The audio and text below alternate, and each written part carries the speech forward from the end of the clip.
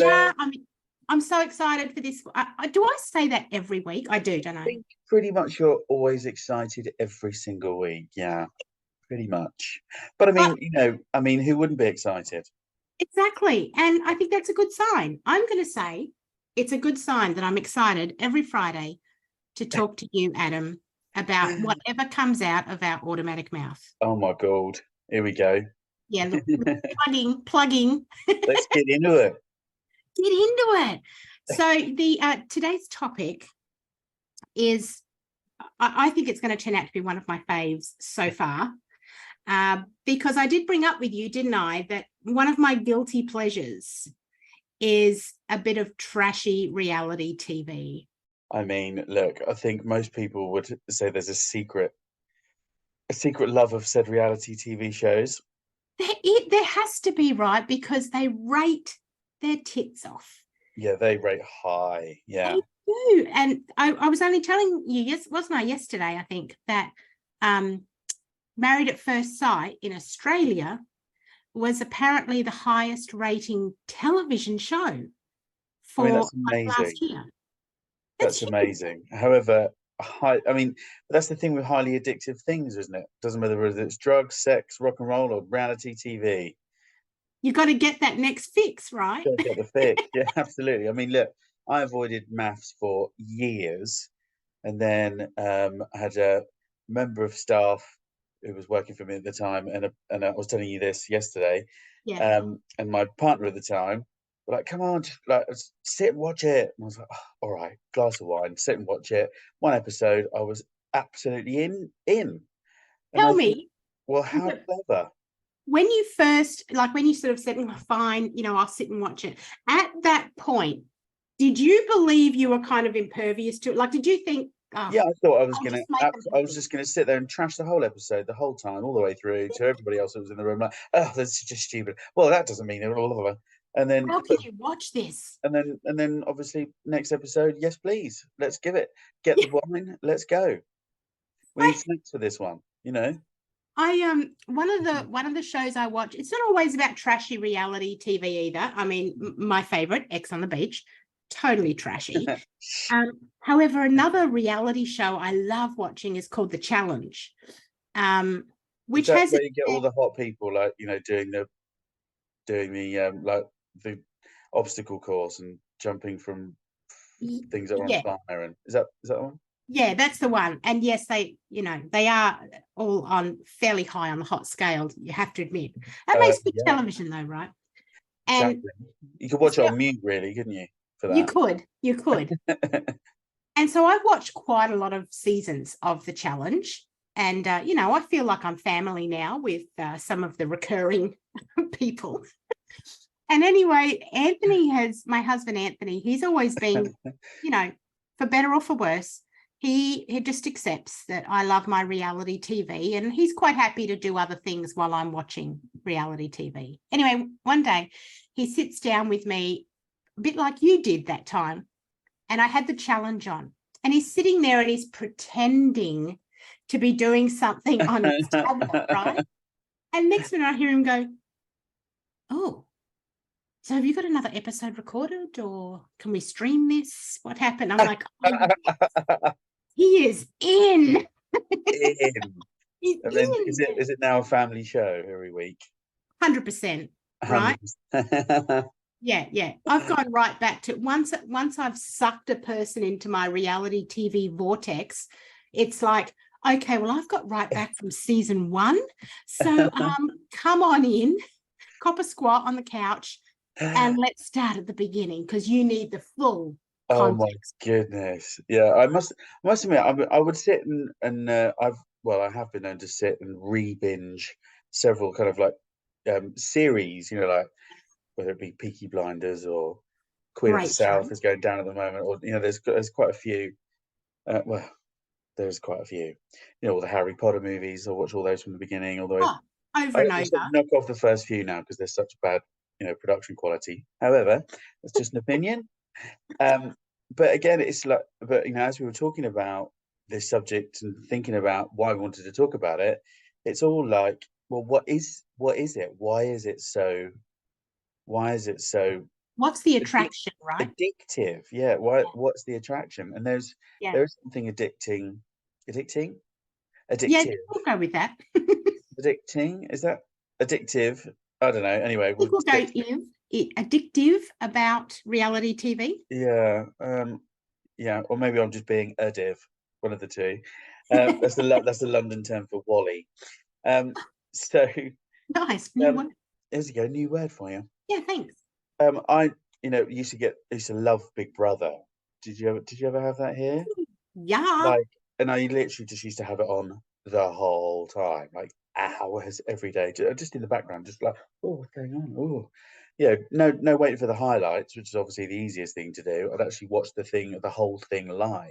And Wow. Yeah, that's yeah, committed. and then I thought that is like that's a bit too much. What on earth am I doing here? And what is it we get out of watching other people?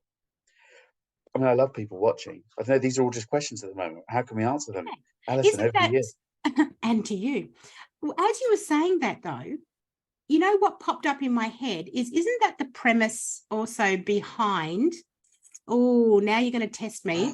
Oh, It was, I'm pretty sure it's a Sharon Stone movie, not Basic Instinct, which is everyone's first I just go-to. instantly had the visual there. Right, yeah. Not the one where she lives in a big apartment building and there's a guy that lives in the apartment building and all he watches 24/7 are cameras of all the various Yeah, I forget what that movie is now, but yeah, creepiness. yeah, and it's really all about his psychology in that he almost that became his life of watching other people's life became his life.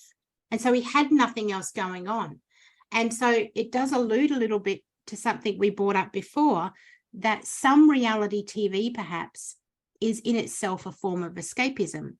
Oh yeah, absolutely. When you watch reality TV, so if we go the trashy side first, I feel like when I watch trashy reality TV, I feel like I'm a better quality person. And let's cut back to our Statement. judgment episode. Statement made. I, I Fantastic. I kid myself and Uh-huh. say that I watch it, because obviously my love And is it makes me a better behavior and person. psychology, and I'm watching for body language and everything. What a load of bull. That's for about the first 10 minutes. And after that, I mean, that's generous. After that, the wine has kicked in and you are After into that, my judgment monster is on full swing and I am just loving it. it. Oh my God. In psychology, though, that is something that we tend to do as humans. We look to someone who might be doing worse than us because it makes us feel better about where we are in life. If we spend all of our time looking that at could people be the who are spin. always doing better than us, there's it's easier then to spiral downwards, isn't it? To sort of think, oh, Yeah. I'm never going to get there to those heights. But when we look Yeah.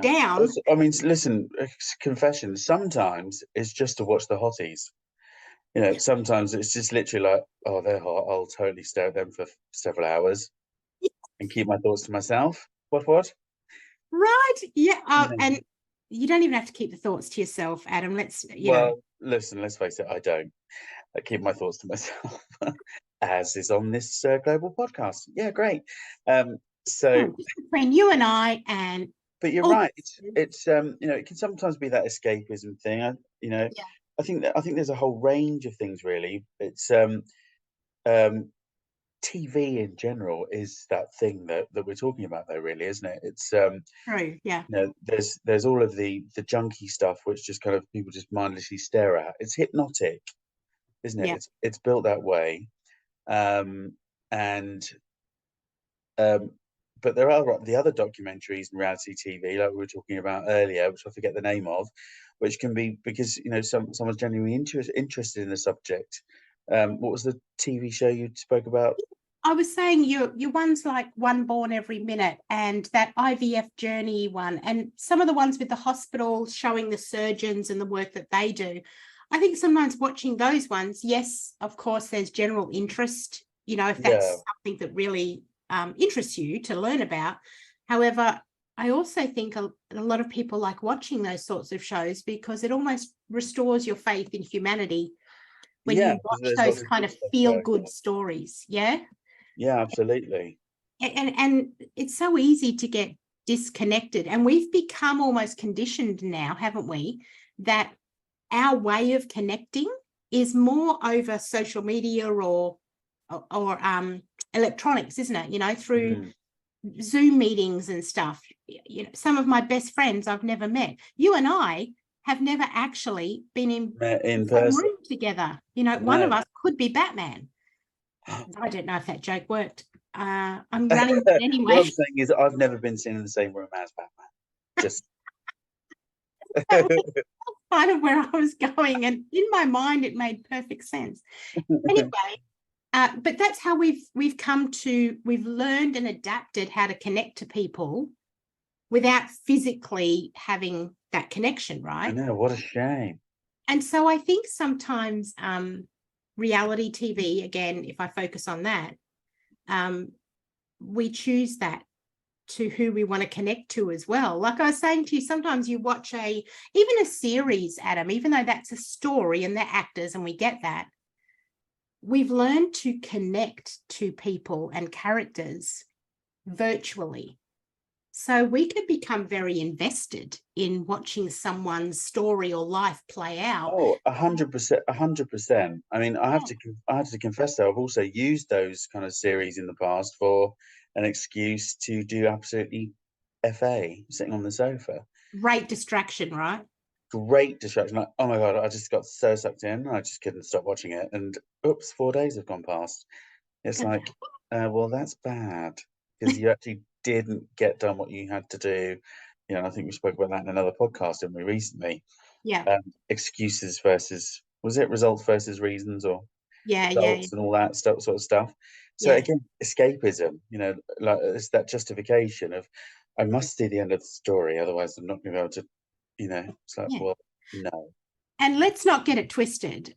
People who produce TV shows, they are very aware of leaving those cliffhangers because, as you and I know from an NLP perspective, open loops Yes. is something that could drive your conscious mind nuts. And so, because we don't have an answer, we're left on a cliffhanger. Our conscious mind is searching Oh for the yeah, answer, for the end, to close that absolutely. loop. Which So is where the next episode button comes in. You know, it's exactly. Oh, just one like, more oh, okay, at 3 a.m. okay, fine, I'll do it. I can do one more, it's fine. Because it's that, because it releases that reward, it's that reward mechanism, isn't it? And you know, Yeah, dopamine and all that kind of stuff. exactly. Yeah, yeah, yeah. So Yeah. I mean, but look, I love a fucking good show. Sorry, pardon my F here. I really do love a good series or a show or anything like that. So yeah, so I'm one we of those played people that that you though. sit with Netflix and say, "Have you seen that? Yeah. Have you seen that? Yeah. Have you seen that? Yeah. Yeah, I've seen all of that. Yeah." I'm one of those people. I don't know where I'll find the time. And so down to rewatch though. You know, we were talking about rewatching. I'm in my spare time, I'm rewatching Dexter. I'm Love it. also rewatching The Practice. Do you remember that with Robbie No. Donald? Old Because the school. practice, I found out the practice is where do you know Boston Legal? You ever heard? Yeah. Yeah. Well, you know, James Spader's character in Yeah. Boston Legal, amazing. Love James Spader. That character first appeared in The Practice. So I'm like, oh, well, you know, I've got to do the right thing here. Wow. Must go back and rewatch The Practice. And then I'll watch Boston Legal again. So Oh, I think from way back, as far back in history as you go, we've been storytellers, haven't we? oh Like, yeah. Everybody, yeah. absolutely.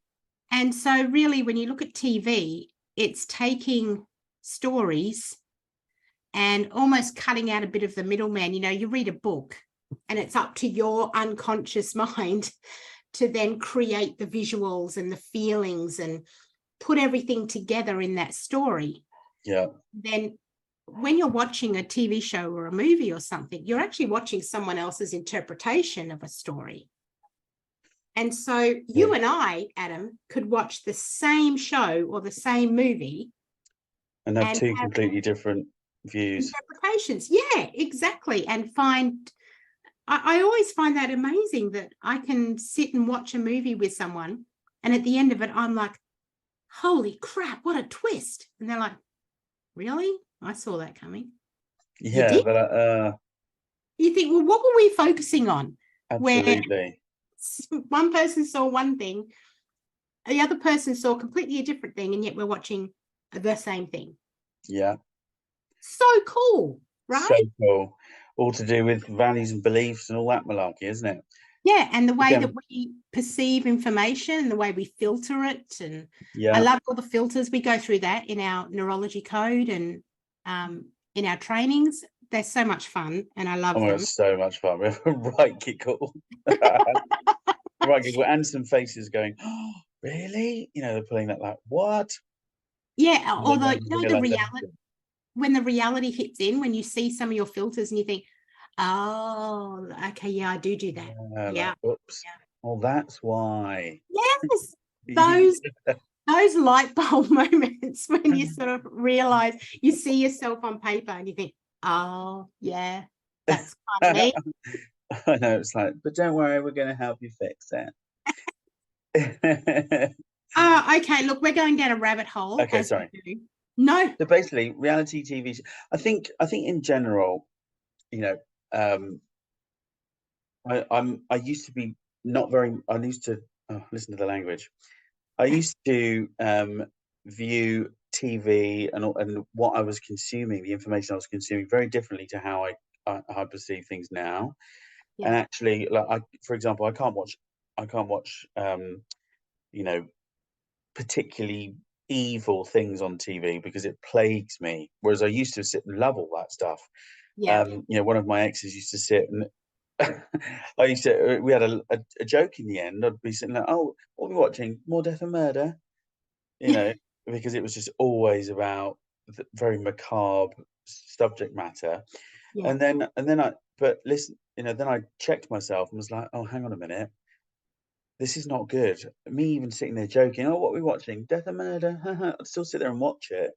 And I had to really stop myself because, and you know, we've got to be mindful of kids and what are they watching and consuming and all that kind of stuff. Because you hit it on the head very early on. You know, in your live this morning actually is where you said about it, is you know, taking on somebody else's beliefs or somebody else's opinions, or you know, it's you know, if we're plonking ourselves in that environment all the time, yes, it's all fun and games, sitting and watching reality TV and stuff like that. But what are we actually watching? What is it really doing to our minds? And you know, what's the lasting effect of that? You know, so I cut out all the like evil things. I occasionally watch a little thing about possession. You know, throw in a little just a little occasional, you know, possession by a demon. You know, that's absolutely fine. But you know, it's not like a constant thing, you know. That's a really cool thing you've brought up, because I noticed a lot of conversation in I did a video only a short time back about something that I'd heard and watched about people who watch, you know, murder and mayhem and, you know, that kind of thing to when they can't sleep and it helps them sleep. And I would, like you, I would make similar jokes when, I can't sleep. My favorite show to help me relax and go to sleep was Law and Order. All of them. The Law and Orders, the Criminal Intent, the SVU, the whole works. I've seen them all and I rewatch them to help me sleep. And it really gave me a light bulb moment when I thought about the fact that what helps you relax is what you are used to. And so for people who have come from trauma, when there is unresolved trauma, perhaps there as well, we get into a habit of finding our comfort zone. Yeah. The truth is that something like Law and Order, you know, murder and trauma was Yeah, my right. comfort zone. How about that? And so it would See, I relax. I watched And I watched My Little Pony, like, Care Bears and stuff like that. yeah, my daughter No, watches not Disney. really. Not Right? really. My daughter's like nearly 30 years old, and she will still, if she's just wanting to get her mind off something, you know, study or whatever, Criminal Minds, she'll watch Murder and Mayhem. However, when she wants to go to sleep, she puts on Disney How and about that? gone like that. So it's interesting, exactly what you were talking about before, Adam, really starting to actually become aware of Yes. what do you watch and how does it make you feel when you watch it? Yes. Because that's when you're going to find out the purpose for watching it. Very true. Yeah, And because we on that note, choose to watch these things, don't we? Yeah, they're very yeah, true. 100%. You can always switch it off, change the channel, all those Yeah. things. No one's forcing you to watch anything. So it's all a choice. So, you know, why not become more informed? And Because actually thinking about it, just to wrap it up, mm, and no, and zero judgment, but this is the truth. The person that was working for me that sat there and was like, addicted to maths, hadn't had a relationship for 6 or 7 years, was dying to have a relationship, dying to get married, and lo and behold, that was her favorite TV show. there is so much that we could pull apart there. I've got to be honest, right? Oh my God, yeah, big time. Yeah. So there's that, there can be escapism there, but there's also what we talked about where we watch, you know, we like to watch a different God, train wreck. If our yeah, life's a train wreck, watch someone else's train wreck so that you feel a bit better about your own train wreck. good Lord, yeah, I've only just realised that. Wow. Well, So there you go. So when you meet someone, the first question you need to ask them is not what do you do, it's what are your favorite TV shows. yeah, They'll tell you everything. what do you watch? Give me a list. Oh. All right, we're wrapping this up. This has been awesome. Thank you, Adam. No drama. So we'll And see you next Friday. catch you next week, hun. All right, Bye. bye.